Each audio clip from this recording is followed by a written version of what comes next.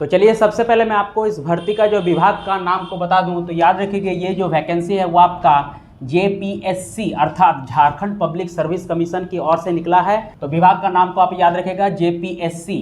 इसका जो एग्ज़ाम होगा उस एग्ज़ाम का नाम को आप याद रखिएगा Jharkhand assistant conservator of forest examination 2024। तो ये आपका एग्ज़ाम का नाम हो गया है ना। पोस्ट का बात करें तो देखिए पोस्ट का नाम आपका हो गया फॉरेस्ट असिस्टेंट कंजर्वेटर अर्थात हिंदी में जिसको आपको बोलते हैं सहायक वन संरक्षक। तो याद रखिएगा आपका फॉरेस्ट असिस्टेंट कंजर्वेटर के पद पे जो आपका JPSC की ओर से वैकेंसी निकला है। टोटल पोस्ट है आपका 78 पोस्ट है। अगर हम कैटेगरी वाइज पोस्ट को देखें तो देखिए जनरल में 32 पोस्ट है, ST में 20 पोस्ट है, SC में 8 पोस्ट है, BC1 में 6, BC2 में 5 और EWS में 7 पोस्ट है। तो सबसे ज़्यादा जो पोस्ट है वो आपका जनरल कैटेगरी में है। तो याद रखिएगा तो इस तरह से अगर सभी कैटेगरी वाइज पोस्ट को अगर मिलाए तो टोटल 78 पोस्ट यानी 78 पोस्ट पे जो आपका फॉरेस्ट असिस्टेंट कंजर्वेटर के पद पे जो है वैकेंसी आपका निकला है JPSC की ओर से, ठीक है। और एग्जाम का नाम तो मैंने बता दिया, याद रखिएगा Jharkhand assistant conservator of forest examination, ये आपका एग्जाम का नाम हो गया, ठीक है। इस वैकेंसी का जो एग्जाम होगा वो आपका ये परीक्षा का नाम हो गया। अप्लाई का बात करें तो देखिए इसका ऑनलाइन एप्लीकेशन जो है आपको 29 जुलाई से लेकर 10 अगस्त तक जारी रहेगा। यानी फॉर्म भर जो आपको 29 जुलाई से स्टार्ट हो जाएगा भराना और इसका लास्ट डेट आपका जो है 10 अगस्त 2024 रहने वाला है। क्वालिफिकेशन का अगर बात करें तो देखिए किसी ग्रेजुएशन इसमें रखा गया है। किसी भी मान्यता प्राप्त बोर्ड से अगर आपका ग्रेजुएशन अर्थात स्नातक कंप्लीट है तो आप इसमें आवेदन कर सकेंगे।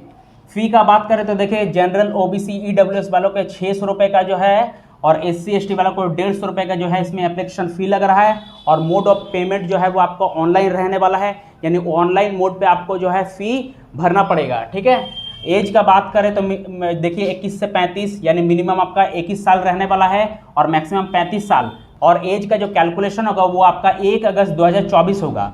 अगर 1 अगस्त 2024 तक अगर जो फॉर्म भर रहा है उसका एज अगर 21 साल से कम हो रहा है तो वह इसमें आवेदन नहीं कर सकेगा, ठीक है। तो एज का जो गणना होगा कैलकुलेशन वो 1 अगस्त 2024 के अनुसार होने वाला है, ठीक है। तो 21 से 35 आपका एज जो रेंज रहेगा वो आपका जनरल और EWS कैंडिडेट वालों के लिए है, याद रखेगा, है ना। यानी जनरल और EWS कैंडिडेट का जो है मिनिमम एज आपका 21 साल और मैक्सिमम 35 साल चाहिए। और लेकिन जो साथ ही साथ दूसरे जो कैटेगरी है जैसे BC1 को 2 साल का, SC ST को 5 साल का और BC2 को 3 साल का जो है एज रिलैक्सेशन मिलने वाला है। यानी BC1 जो है 37 साल तक आवेदन कर सकेंगे, SC ST जो है 40 साल तक आवेदन कर सकेंगे और BC2 जो है आपका 38 साल तक जो है आवेदन कर सकेंगे। सिलेक्शन प्रोसेस का बात करें तो देखिए इसका सिलेक्शन बेसिकली जो आपका 5 स्टेजेस में होगा। सब PT होगा, मेंस होगा, इंटरव्यू होगा, फिजिकल होगा और मेडिकल होगा। PT अर्थात प्रारंभिक परीक्षा जिसको बोलते हैं प्रीलिमिनरी टेस्ट जिसको, उसके बाद मेंस होगा जो मुख्य परीक्षा होगा, उसके बाद आपका इंटरव्यू साक्षात्कार, फिर शारीरिक जांच, शारीरिक माप होगा जो फिजिकल टेस्ट है, उसके बाद आपका जो है मेडिकल होने वाला है। PT में जो होगा सारे क्वेश्चंस आपका MCQ रहने वाला है, मल्टीपल चॉइस क्वेश्चंस रहने वाले हैं। और जो आपका मेंस एग्जाम जो होगा वो आपका डिस्क्रिप्टेड रहने वाला है, यानी वो रिटन एग्जाम होने वाला है और उसमें इंटरव्यू रहेगा। तो मेंस में आपका रिटन एग्जाम प्लस इंटरव्यू दोनों चीज़ होने वाला है। और याद रखिएगा इसमें हर एक स्टेज को आपको क्लियर करने पड़ेगा, यानी PT को आप क्वालिफाई कीजिएगा तभी आपको मेंस में बैठने के लिए मिलेगा। फिर जब आप मेंस क्लियर कीजिएगा फिर आपको जो है फिजिकल के लिए बुलाया जाएगा और फिजिकल के वक्त ही जो है फिजिकल क्लियर हो जाएगा जब, तो फिर इंटरव्यू होगा, फिर आपका मेडिकल होगा, फिर जो है आपका ज्वाइनिंग होगा, ठीक है। तो इस बात का याद रखिएगा कि इसमें हर एक स्टेज को आपको क्लियर करना पड़ेगा।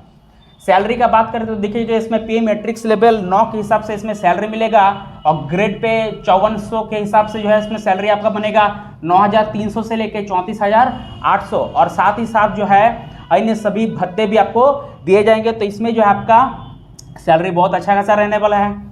चलिए इस पर में जो आपका हाइट कितना मांगा है, तो हाइट जो होगा वो आपका PMT के अंतर्गत अर्थात फिजिकल मेजरमेंट टेस्ट के अंतर्गत आ रहा। तो SC ST मेल के लिए जो है 152.5 सेंटीमीटर और SC ST फीमेल के लिए जो है महिलाओं के लिए जो है 145 सेंटीमीटर का इसमें हाइट मांगा है। और जनरल OBC EWS मेल के लिए जो है 163 सेंटीमीटर और जनरल OBC EWS फीमेल के जो है 150 सेंटीमीटर का जो है इसमें हाइट मांगा है, याद रखिएगा। उसके बाद अगर बात करें शारीरिक जांच का, अर्थात ये आता है आपका PET फिजिकल एलिजिबिलिटी टेस्ट जिसको बोलते हैं। तो इसमें आपको जो है पुरुष अभ्यर्थी को जो है 25 किलोमीटर पैदल चलना होगा 4 घंटे के अंदर और वही अगर बात करें फीमेल अर्थात महिला कैंडिडेट को, तो उसको जो है 14 किलोमीटर पैदल चलना पड़ेगा 4 घंटा के अंदर। तो याद रखें पुरुष के लिए आपका 25 किलोमीटर 4 घंटा में, और महिलाओं के लिए जो है 14 किलोमीटर 4 घंटा में। यानी समय जो है दोनों के लिए, पुरुष और महिला दोनों के लिए 4 घंटा रखा गया है, लेकिन जो ये डिस्टेंस है, दूरी जो है वो आपका मेल के लिए 25 किलोमीटर रखा है और फीमेल के लिए जो आपका 14 किलोमीटर रखा है। चलिए, इसका जो इंटरव्यू होगा वो आपका याद रखेगा 150 मार्क्स का रहने वाला है। तो यही कुछ डिटेल्स था इस फॉर्म के रिगार्डिंग, जिसको मैंने आपको बता दिया। तो अगर आप हमारे चैनल में नए आए हैं तो आपसे बस इतना ही रिक्वेस्ट है कि रोजाना नए नए जॉब्स का अपडेट पाने के लिए और सरकारी किसी भी तरह का अपडेट या नोटिफिकेशन पाने के लिए हमारे इस चैनल को सब्सक्राइब कीजिए। तो चलिए मिलते हैं नेक्स्ट वीडियो में, तब तक के लिए जय हिंद।